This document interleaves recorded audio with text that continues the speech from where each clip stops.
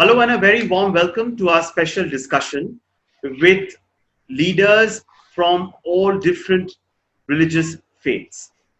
The idea behind this special program is to try and gauge a sense of what really religious leaders are thinking, of what really scholars belonging to different faiths are thinking, to try and understand as to what is the way forward.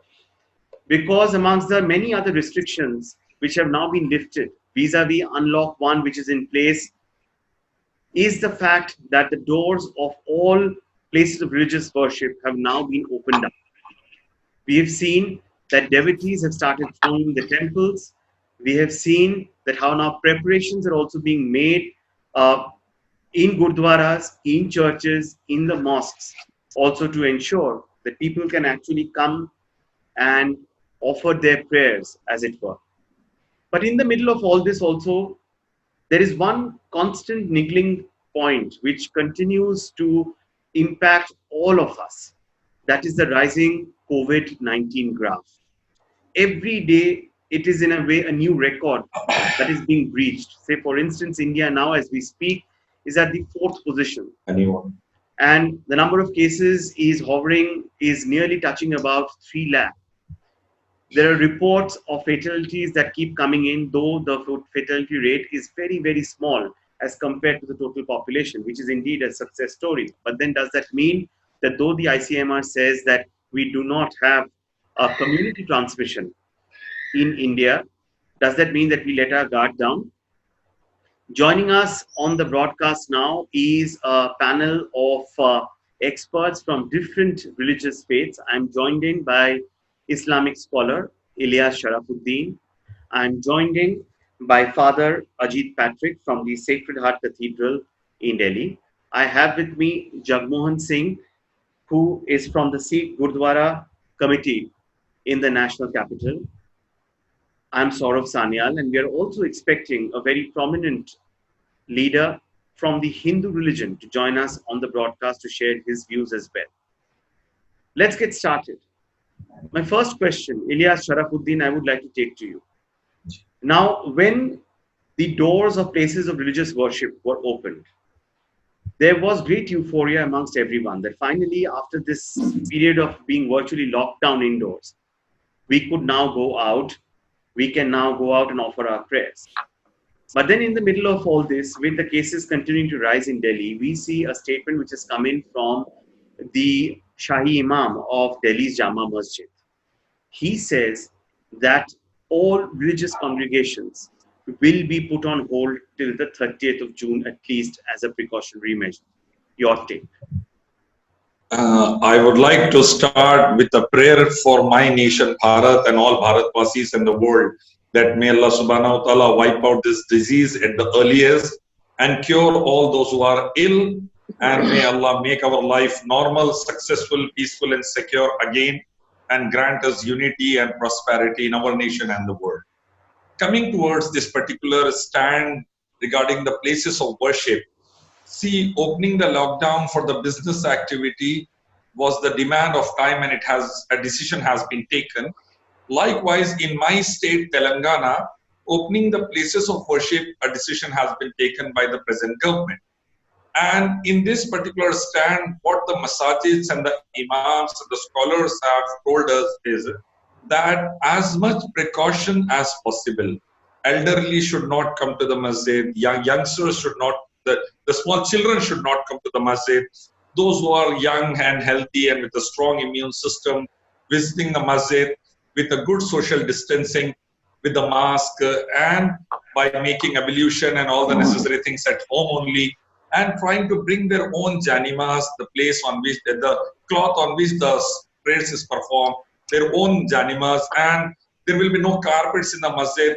Rather, the complete floor, clean and tidy floor will be available where one can worship over there by putting their own janimas, and a good social distancing should be maintained within the masjid for the congregation prayers, and make sure that rest all the prayers which are not compulsory, which are recommended prayers, should be performed at home only. So these are some of the measures which were told to us. Actually, sort of a connection with God Almighty, is what a human being requires in hard times. And we have seen that the month of Ramadan had gone, the month of blessing and mercy had gone, and none of the Muslims could come out for the masajids, and even the Makkah and Medina were closed, and the masjid around the world were closed. So now a small gathering where we can have that particular connection with God Almighty, with all the precautionary measures being taken and considered, being taken into consideration. If at all this particular congregation goes on without putting the masses into risk, please note this, then these congregations on limited notes can be allowed. But Okay. if this is going out of hand, then one should better avoid it again. Right. So you're talking of measures which need to be implemented, measures which need to be followed in letter and spirit. I would want to ask you, Father Patrick, there was this very interesting report that we came across, and that report came in from the city of Bangalore, where it was said that a particular church has now decided that a vacant spot adjacent to the church within its complex will be used for worship on wheels program, something that is being rolled out from Sunday onwards, where everyone will be coming in, there'll be proper distancing between them. They do not get into the altar of the church, as it were. Uh, they offer their prayers sitting in their vehicles. They are able to attend the Sunday prayers. Do you think that that is forward thinking in a way, and that is something that should act as food for thought for churches across the country as well?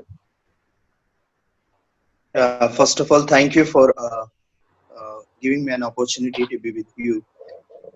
Uh, I would first speak about Delhi, where our Archbishop Anil Jeti Kutu has decided to keep our churches shut till this month, till June, starting from March, where it was shut by the government. Archbishop has not yet decided to open it. Maybe further discussion with our priests and the lay leaders will help us to open it again. We are praying and hoping for that. Coming to the possibilities of how people can come to worship at the churches, whether they stand in the parkings, they stand in the car or whatsoever. The desire for meeting the Lord in their respective religious places, sacred places, is there. But at the same time, we must understand that saving my life is my responsibility. At the same time, saving the life of the other also is my responsibility. Based on that, whatever action I take, whether I take to participate in a mass gatherings, or I try to relate with a particular family gatherings or anything, if it does not hurt the person physically, I mean to say, if we don't communicate the corona with meeting to each other, it is okay. But somebody somewhere has to take the responsibility. I cannot run away from my responsibilities when I speak of worshipping God, when I speak of participating in mass worship, or when I speak of being a part in a public where they are worshipping or gathering at the sacred places. My responsibility is that I save myself, at the same time I help others also to be saved from this corona, like nobody may catch the corona. For that, I must be responsible. And I hope the Bangalore, where you are mentioning, the diocese which has taken an action, how the diocese can help the persons to participate in the masses.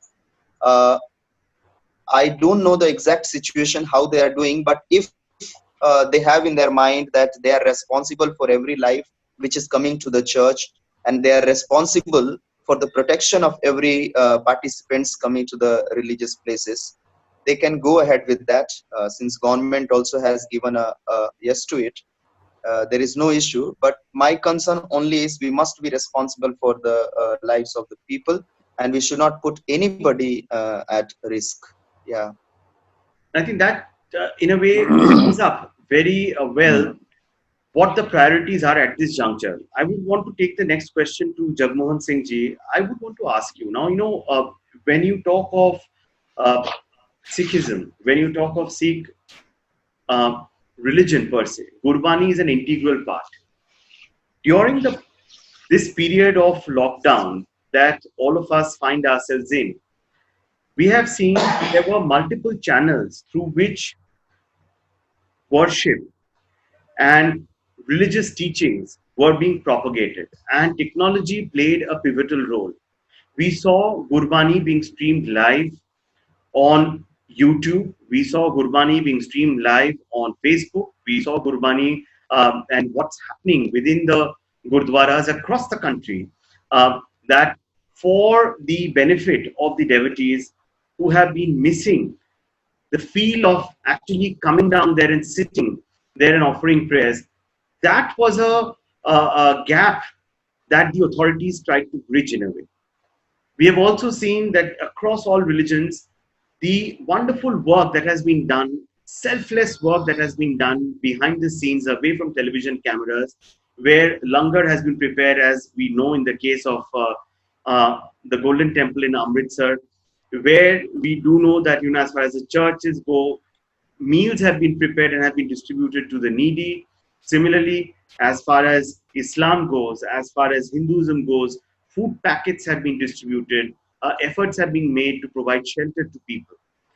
But under these changed circumstances, when everyone is talking of the new normal, looking at the Gurdwaras, Jagmohan Singh ji, I would want to ask you, what is the new normal as far as Sikh religion is concerned? Thanks, Saurabh, for inviting me on this discussion. And I would say a very good evening to all the panelists. First of all, I'd like to tell you that since the initial days of the lockdown, the Delhi Sikh Gurdwara Management Committee, led by its president, Manjinder Singh Sirsa, has been serving langar to the entire city. In the initial days, the government also, as well as the authorities, had requested the Gurdwara Committee to provide langar because they were not able to feed the number of people. But now, since even the government has stopped to serve the food, even now till today, almost 1 lakh to 1.5 lakh people are being served daily of this langar, and almost 15 vehicles are taken to the various places of Delhi where people who are in real need of the food and who are deprived of the food are being served. As far as the position regarding the unlock period, where the gurdwaras have been and all the religious places have been decided to have opened, we, on behalf of Delhi Sikh Gurdwara Committee, have taken various steps as far as once it starts from hygiene, sanitization, social distancing, all the guidelines of the government are being followed religiously, and our foremost priority is that human life is very important. We have to do a balancing act between the devotion, sanctity of the person who is feel religious feelings of the person who is visiting the Gurdwara, as well as the life of the people. We in Bangla Sahib Gurdwara, as well as all other historical Gurdwaras in Delhi, we have installed various machines to sanitize the feet of the people. Then the entire body is sanitized. There is a chamber of some chemicals which once you enter that chamber, it sanitizes whole of your body. And then once you cross that chamber, then a person is over there who is giving you a sanitizer, who you can sanitize your hands. Free masks are being provided. So all the necessary steps which we can take to prevent the spread of this epidemic are being taken by the Gurdwara Committee. And the very essence of this is that we want that this epidemic should not spread, and religious institutions and places should not contribute in the spread of the epidemic. Yes, so while I appreciate the efforts that you are spelling out, that how proactive the Gurdwara Committee has been to, because safety of the devotees comes first and nothing else. Let's now look at the road ahead. Ilyas Sharafuddin, you talked about the need to ensure stringent social distancing, to have all the norms, adhere to all the norms that are in place. I would want to ask you, in this sudden burst of people being able, suddenly feeling liberated, of being able to go out, of being able essentially to to go to the places of worship that they have been waiting for, which have been locked out of their reach for the last 2.5 months or more. I would want to ask you that how, while on paper it might sound very good that, okay, we are doing A, B, and C, but when it comes to implementation on the ground, how difficult or how easy would that be? Because it will work in two ways. One is the enforcement on the part of the authorities.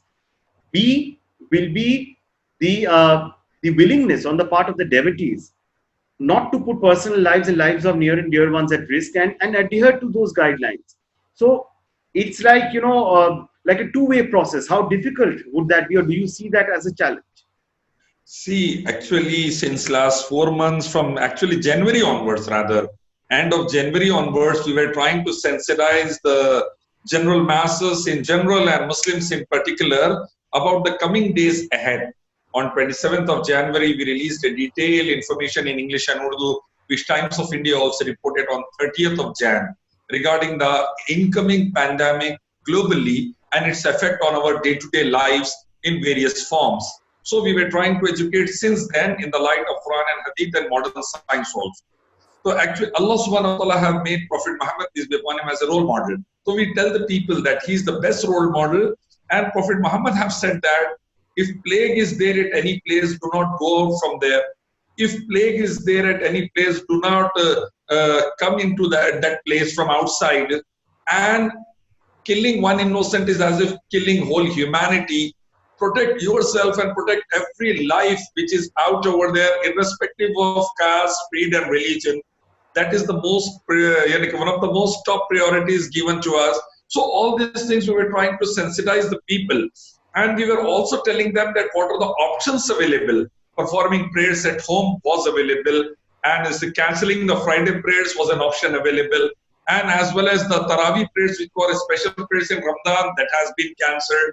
The Eid prayers were cancelled. This all keeping into mind that the life of any individual or a community should not be put to risk. So we will keep on sensitizing the people since last 6 months almost. Now, how much it is going to be implemented? There are black sheep everywhere. We need to admit that. You cannot just say that, yes, I have a community which is 100 out of 100 is perfect, and take the words in context and directly implement it effectively to the core. That is not going to happen as far as the human society is concerned.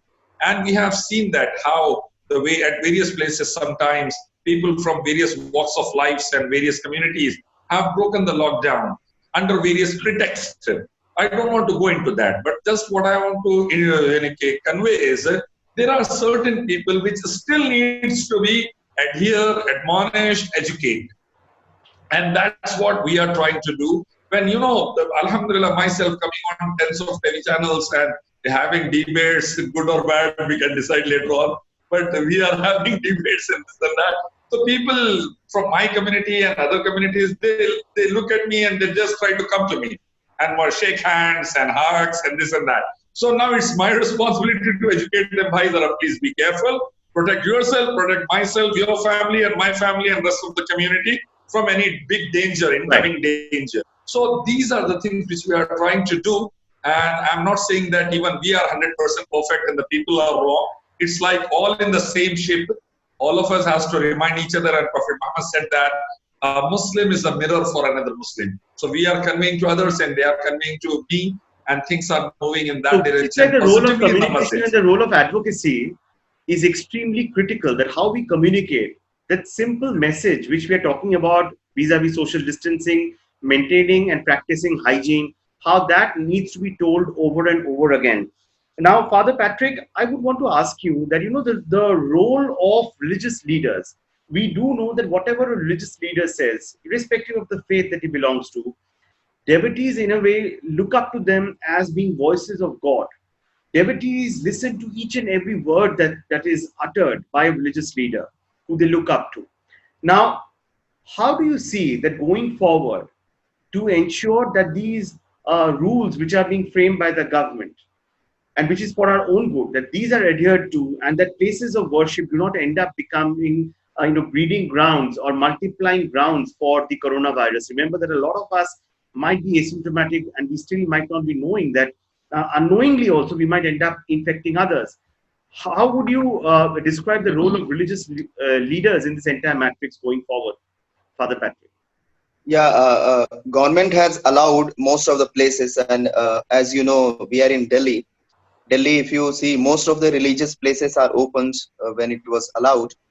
But as if I speak of the church, I said in the beginning, Archbishop Anil Kucho, the Archbishop of Delhi, has decided not to open the churches, and which was well appreciated by the faithful, and this is the believers of churches and even others. It was closed from mid-March, and it is still continues. The closure still continues, and it won't be opened unless we are well sure of the protection of the people from our side, and from their side too.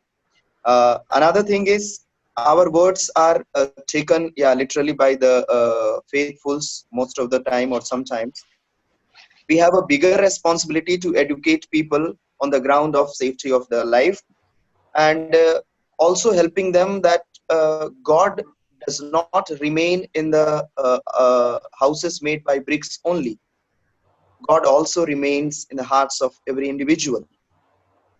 तो वो हिंदी में कहते हैं कि पत्थरों से बनाए हुए घरों में ही केवल भगवान नहीं रहता है, ईश्वर ने जिस मनुष्य को बनाया है, like Bible says that God has created human being in his image and likeness.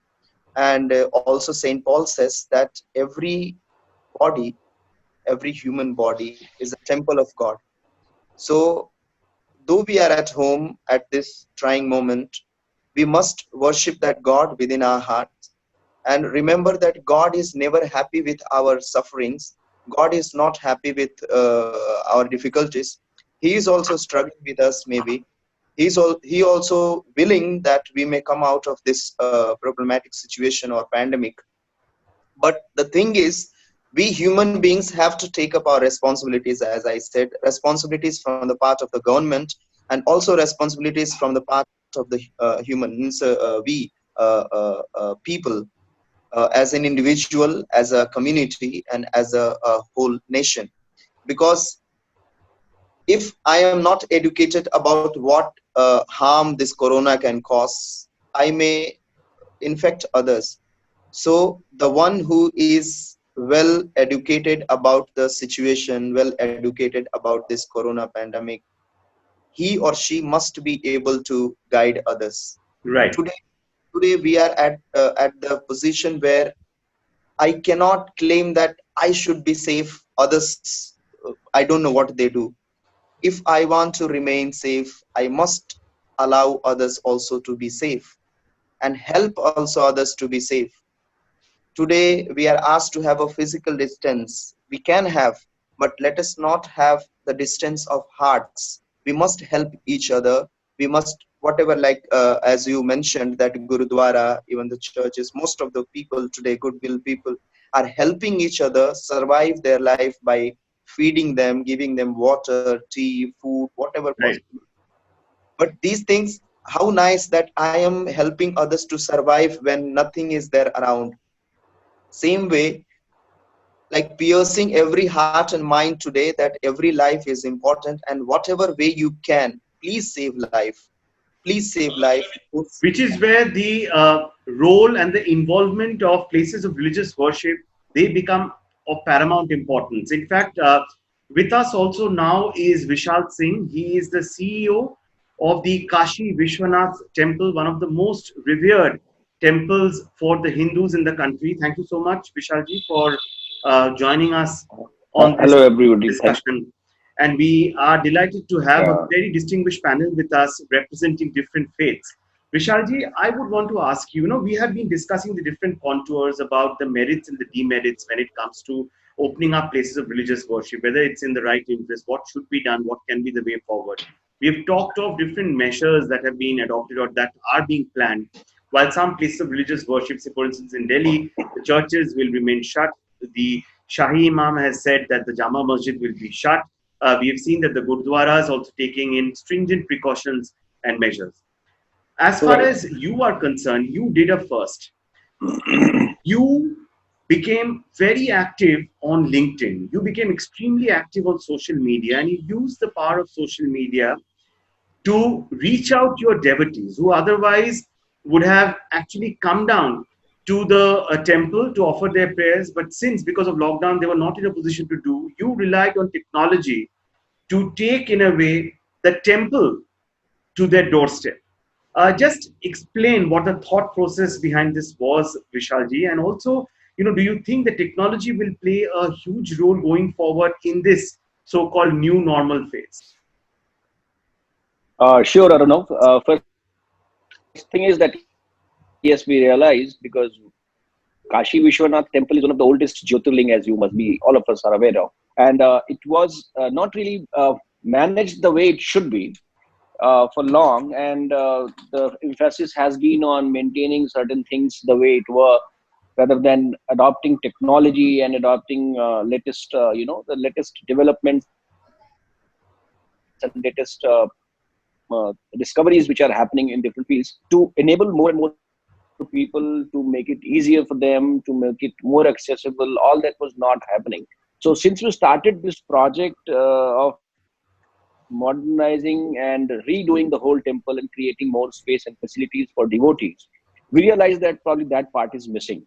And it has been almost a year and a half. We have created enough space right now. I mean, like, the construction is going on. We are trying to create amenities for devotees so as to give them that spiritual experience which they should get when they come here. In the middle of all that, this lockdown happened, whereas the temple and the devotees were picking up on, number was increasing. We started having international guests, and we had almost people from 120 plus countries visiting temple. So the idea that came to our mind was that why should we not adopt technological measures in the lockdown? And there was a huge demand. We started providing this live feed to people to begin with. Then to personalize their experience, we also started virtual puja and Rudrabhishek and other such rituals which people wanted to perform for their individual benefits or on special days for them, like their birthdays and things like that, and otherwise auspicious days of Hindu calendar. So that also picked up very well. We adopted all handles of social media and started posting pictures of artis and darshanam for people. That also picked up very well. And to really tell you, now we are going to give again a personalized darshan and tour across the temple and different deities using drone. So it has been a wonderful shift from physically coming to the temple. One, two, it takes some time for people to adopt the change. There are certain people who really want to come there every day in the morning and every day in the evening and perform puja or do darshanam physically. We are not really trying to desist in any which way that they should not come here or whatever, but they have to maintain social distancing and the new norms. They have to put masks, they have to use sanitization and everything. And that is basically being done. But we also don't want that temple should get crowded at any given point of time so that it becomes difficult for us to manage. So to give an option, we started with all these online and technological initiatives which has to so as to help people in that. Till now, it has been a really wonderful journey, and people have adopted it well. And to tell you, like, we got a lot of interest from NRIs or people living abroad in different countries or different parts of the world. They showed a huge amount of interest in these things, and mostly people from North America and Western Europe. They started performing pujas online, and they started donating for different initiatives for the trust. So I Right. think it's a new thing which is picking up, but it will go a long way.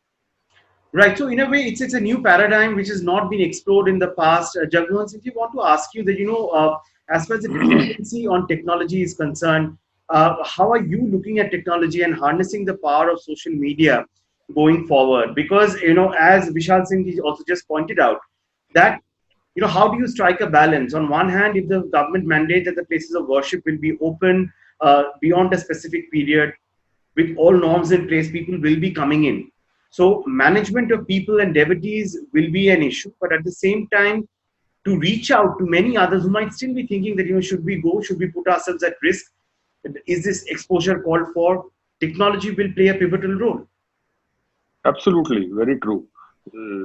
I would like to tell you that there are various channels, like for Delhi only, from Bangla Sahib Gurdwara on Chardigala Time TV, morning and evening, both the times, there is live telecast of the Kirtan as well as the morning rituals of Prakash of Guru Granth Sahib, as well as from the Amritsar, the Darbar Sahib, there is a morning and evening telecast of the Kirtan.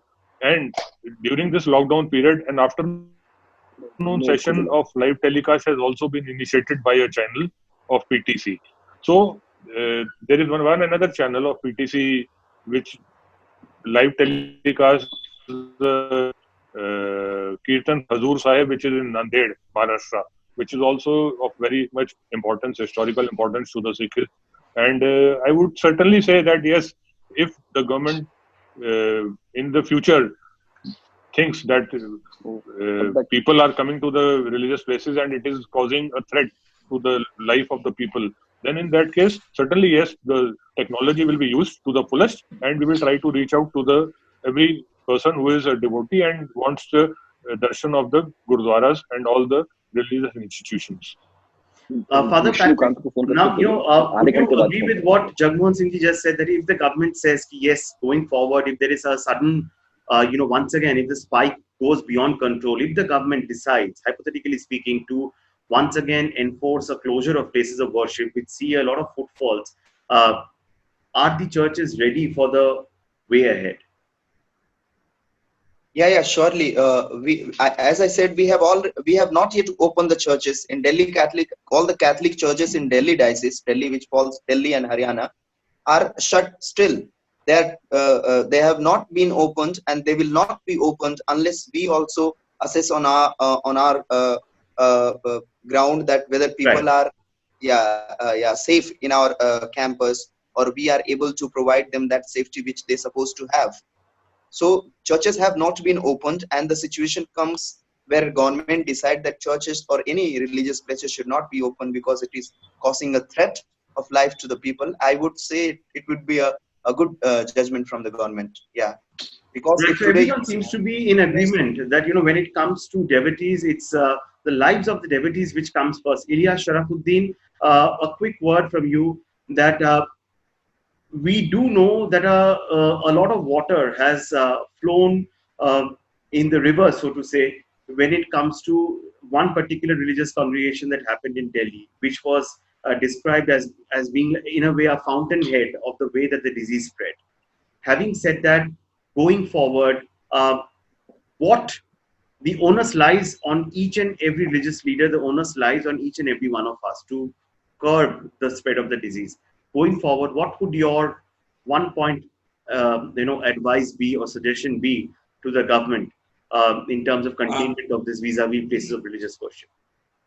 As the saying goes, that with great powers come great responsibilities. So if you are holding something high position in the corridors of power, more responsibility one needs to bear over there. And I would like to say that please have a very strong healthcare system, non-corrupt, to the core, efficient, with the good manpower, good supplies of medicines and all the other equipments, and as much testing being suggested by the experts and as much quarantine suggested by the experts. Please have the strong healthcare system for the whole of the nation, because an asset for the nation is its citizens.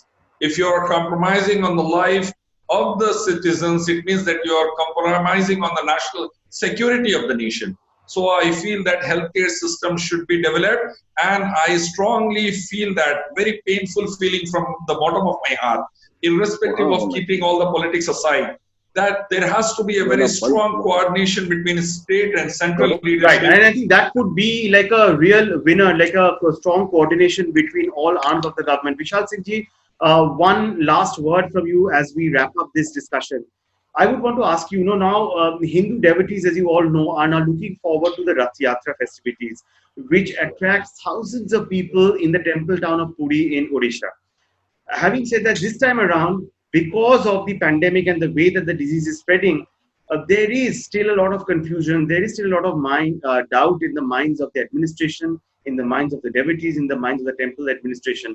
What would your suggestion be? What has been, if you look back at your learning during this lockdown and the way that you have learned to live with learning and ensure that spirituality can be all encompassing and not restricted to four walls, what would your suggestion be for one of the biggest congregations that the country sees every year around?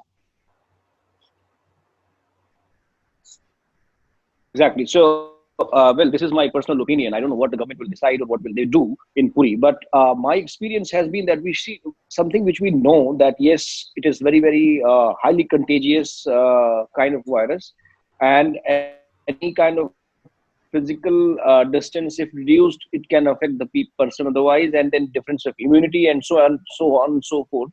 I think any kind of religious gathering or even otherwise, which can not follow the norms of social distancing, should not be done.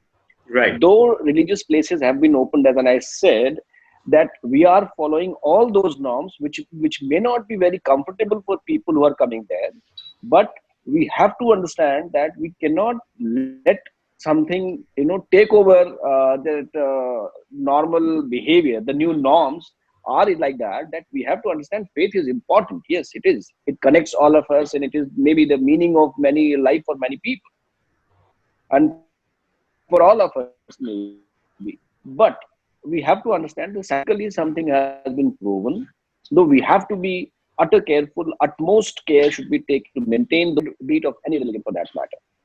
Absolutely. So unprecedented times do call for unprecedented measures, and we have seen that during this lockdown, Exactly. when it comes to Makkah, Medina, we have seen that how it's borne a completely desolate look when the authorities decided to enforce a complete lockdown. We have seen that how the Pope had went online and decided to deliver his sermons, not physically but depending on technology. We have seen that how in case of Sikhism, technology has played a pivotal role, as Jagmohan Singh ji has been pointing out.